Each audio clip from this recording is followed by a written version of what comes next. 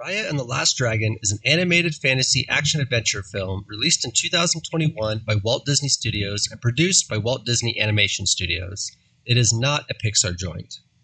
The story follows the titular Raya as she first seeks out the last remaining dragon Sisu and later the dragon gem Pieces, so she can bring her father back to life and rid the post-apocalyptic land of Kumandra from evil spirits called Droon. The Droon are described as a plague, which multiplies each time they claim a victim, turning them into stone. They're said to be caused by the corruption of people, an obvious metaphor to pollution, accented by their dark, gooey, and shapeless forms. They remind me of the evil ooze from Fern Gully, except without any personality, just a mindless swarm hell-bent on petrifying the people of Kumandra. Kumandra is a series of 5 nations who all live against the same dragon-shaped river. Therefore, the nations inhabit names such as Fang, Spine, and Heart.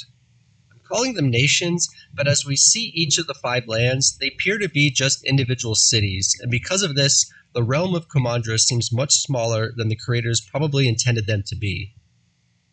Kumandra is a fictionalized, generic version of Southeast Asia. Much of the criticism and praise for this film stems from this choice. It's kind of like Avatar: The Last Airbender, where the 4 nations are based off of 4 real-world nations respectively, except in Raya, it's all a bit more generic and watered down, which I suppose works given this is an hour-and-a-half kids movie and not a 3-season show. Still, however, it's a bit odd and doesn't leave the viewer with much to grasp onto other than spine warriors live in the snow, their weapon of choice is the axe, and tail people live in the desert, their weapon of choice is the scythe. There's not much culture beyond these surface-level aesthetics. 500 years before the events of the film, we are told that the dragon Sisu focused her power into a single gem and used this gem to destroy the Droon and restore the lives of everyone who was petrified, except for the dragons. Sisu, now the last living dragon, disappeared and is presumed to be dead until our protagonist is given a scroll which seems to hint otherwise. After humanity was restored, they quarreled over Sisu's gem and separated into the 5 nations. Raya's nation, Heart, now holds possession of the stone and is a warrior culture who must protect the gem from being stolen. Why? Well, I'm not sure. Heart doesn't seem to be using the gem for anything, and the only thing the gem is shown to do throughout the movie, other than restore Sisu's powers, is repel the Droon, which no longer exist. They do explain in the film that the other nations claim that the gem is responsible for Heart's prosperity. If this is true, then I guess it's kind of fucked up Heart is keeping the gem for themselves, but this is an issue that Benja, Raya's father, seeks to resolve by inviting the other nations over for dinner and proposing they reunite once again in harmony. This isn't so noble an act as the movie wants you to believe, because if you were the one nation with power, of course you'd advocate for peace, since the other 4 nations don't seem to quarrel with each other, but rather all want a piece of Heart, and a piece of that sweet shiny gem.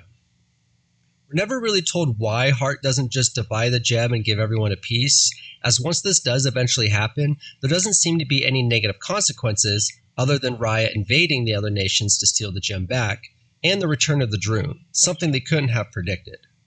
Is the message here that peace amongst nations cannot be achieved unless one nation holds absolute power over the others? I don't know, but this is an American film, so I can't help but think that's the underlying message. So let's back up. Heart has the gem. Benja, whose apparent purpose in life is to protect the gem, decides to do the opposite and invite the 4 opposing nations over for dinner, all the while leaving the gem completely unprotected. In fact, for a place which is supposed to be a culture of warriors protecting the gem, the only people we see defending the gem is Benja and his father Raya. I know pointing out plot holes in a kid's film as a 30-year-old adult is lame, but this particular plot hole had me screaming at my TV, "Where is everybody?" as everyone storms the gem's hiding place and only Benja is there to stop them. Which he doesn't, by the way, because he wants to set an example for his daughter and trust his enemies. Obviously, this blows up in his face. The gem is split into 5 pieces, and each nation takes a piece. This reawakens the Droon, which invade Heart, and petrify Benja, but not before he saves Raya's life by throwing her into a river. The Droon don't like water, by the way. A lot of movie bad guys don't for some reason. The main theme of this film is trust, and presenting this theme is where the film shines most in my opinion. The film is narratively consistent, never letting you forget Raya's distrust of others. See, not only did her dad fuck up by trusting their enemies, but Raya did the same. She trusted a girl from Fang named Namari and took her straight to the gem's hiding place, which in turn uncovered its location for everyone else. The movie does a good job making you empathize with Raya's distrust by giving plenty of examples throughout their adventure where Raya was correct in skepticism. However, the hopeful dragon Sisu is persistent in changing Raya's mind. Even after Sisu is burned for trusting someone else, she retains her optimistic view of people, despite the fact that people are responsible for the death of Sisu's entire family. But whatever. Sisu is an obvious metaphor to Jesus, or many other religious figures, sticking up for the very same people nailing her on the cross, or in this case, shooting her in the chest with a crossbow, which happens later. But don't worry, she once again comes back to life. In fact, everyone does. Death means nothing in this film, which is my biggest gripe. More on that in a second. So after Raya retrieves the first stolen gem piece from Tail, as well as reviving Sisu, they partner up with a young Tail boy named Boone, who's lost his entire family to the Droon. He becomes the gang's Appa, if you will, ferrying them from nation to nation with his boat. This character is alright. His Fortnite dancing and charm doesn't really work for me, but I understand his presence here is so the young boys watching have someone to identify with in a movie otherwise dominated by strong female characters. Next, they venture to Talon.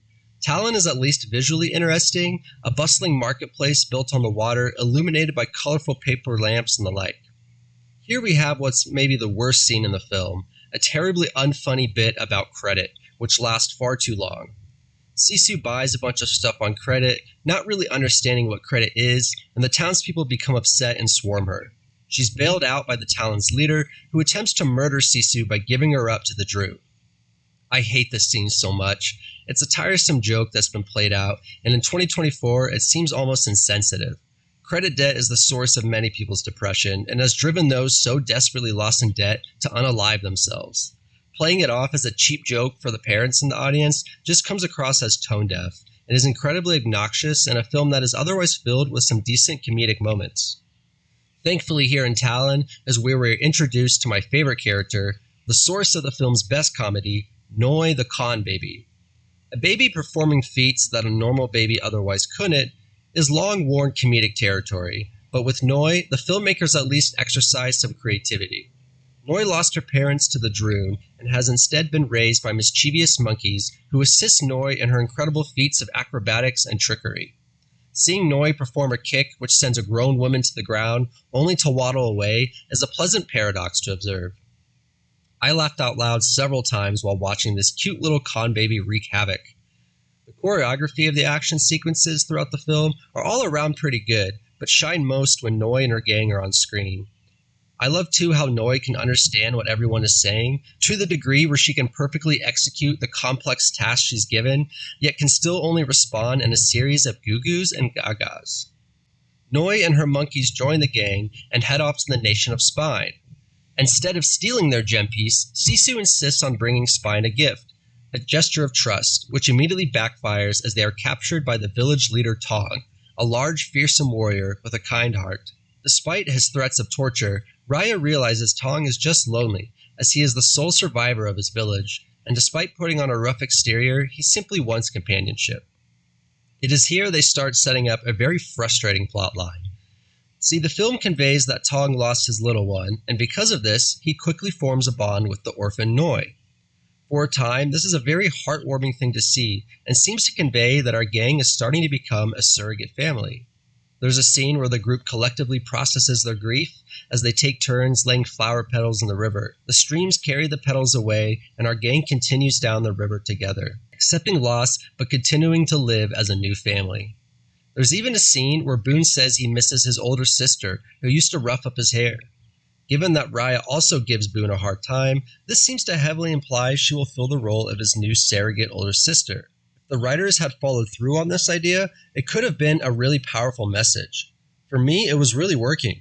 My eyes began to water as it's such a poignant message. Our heroes grappling with grief now find family in those previously considered enemies. Wow. However, this entire theme is completely undone by the fact that death means nothing in the realm of Kumandra. From the film's opening sequence, we are immediately told two things. The Droon kill by turning people into stone, and people who have been petrified can be brought back to life with the power of the gem. This tells the viewer, don't worry, anyone who dies can be brought back, which greatly lowers any feeling of stakes and cheapens any moment where our characters are processing their grief. By the end of the film, our surrogate family, who has now bonded over a series of adventures and taken the time to collectively accept the death of their loved ones, separate. They all leave and return to their families. You're led to believe Noi will be Tong's new daughter, only for them to go their separate ways and reunite with their family members once everyone is restored back to life. Raya has spent 6 years running from her grief, desperately seeking a way to bring back her father. Denial, usually something to process and overcome, becomes a viable way of life, as Raya knows death in this world is not permanent. Instead of Raya having to learn the very real and relatable lesson of acceptance, she instead gets her dad back, which comes across as a big fuck you to the audience members watching this, hoping to be comforted and assisted in their own denial. Instead, it's just a, you're shit out of luck, too bad you're stuck in the real world, asshole. It all comes across as very have your cake and eat it too screenwriting. Even the dragons who previously were not restored by the gem do come back to life the second time the gem is used to banish the Droon during the film's climax, seemingly breaking the film's rules which they set up in the beginning. Sisu gets shot in the fucking heart with a crossbow, leading you to believe she's dead for good, but then is revived by her siblings. Just because. Because why? Because having even a single character die would be too great a risk for the film's creators? Was the original intention to make a movie about grief and loss, and instead, because of studio interference, it became a watered-down version of itself, now just about trusting others, even if time and time again they prove themselves to be untrustworthy? I mean, surely we shouldn't just trust everyone all the time no matter what, right? The message becomes muddled and eventually mute as the film wraps up with the over-the-top, time to be happy, oh so happy celebrations. I do like how Raya's mistrust directly caused Sisu's death, and she finally learns the lesson that she needs to be able to risk trusting others for the better of all people. But the consequence of her mistrust is again immediately undone by the fact that Sisu just comes back to life anyway. And since essentially the same thing happened again, which happened 500 years ago, why this time do the nations decide to unite in harmony as Kumandra instead of returning to fighting over the dragon gen, which has now been restored? I guess it could be because the dragons are back, and with them the water? But that's kind of cheap, right? People will only reunite and stop fighting if they all have abundant resources? Or is it because they're inspired by our gang of pseudo-orphans who bonded together to defeat the Droon? I think the latter is what's implied, but the film takes no time in elaborating. Instead, we are given a scene of Raya reuniting with Benja and a bunch of smiles and twirling around in celebration, and then credits. Okay, cool. I want to at least praise the film for its feminism, given our strong female protagonist and female villain Namari, neither of which are distracted by romantic interest or the need to be extraordinarily beautiful. But the film does ironically fail the Bechdel test over and over again. Raya's entire identity is dependent on her father. He's all she really talks about, and it's clear her refusal to move on and just live her life is not a healthy mindset.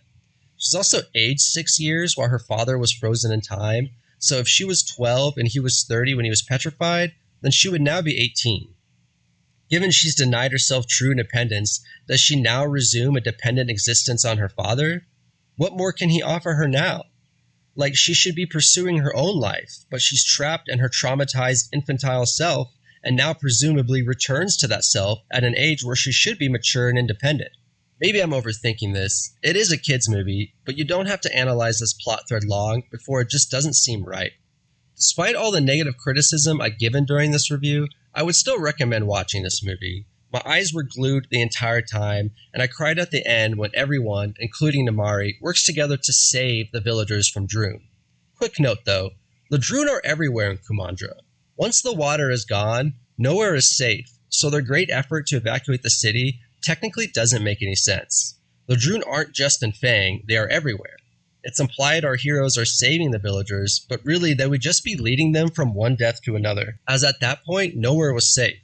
The acting is pretty good, the characters are believable, and there's enough subtlety animated in their expressions to make the characters seem a little more nuanced than other animated works.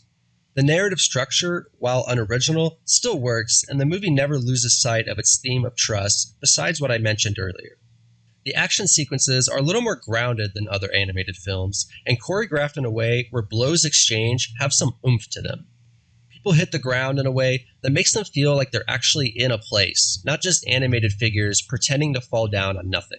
Which did have me thinking that maybe this would have just been better as a live-action movie altogether. I mean, there's not that many fantastical elements that really warrant this being animated, other than the fact that simply being animated will get more butts in seats. This and the fact that it's easier to relate to characters with giant eyeballs and massive smiles, but this sort of animation style often makes me feel like someone has a gun to my head as they yell, "Be happy, damn it!"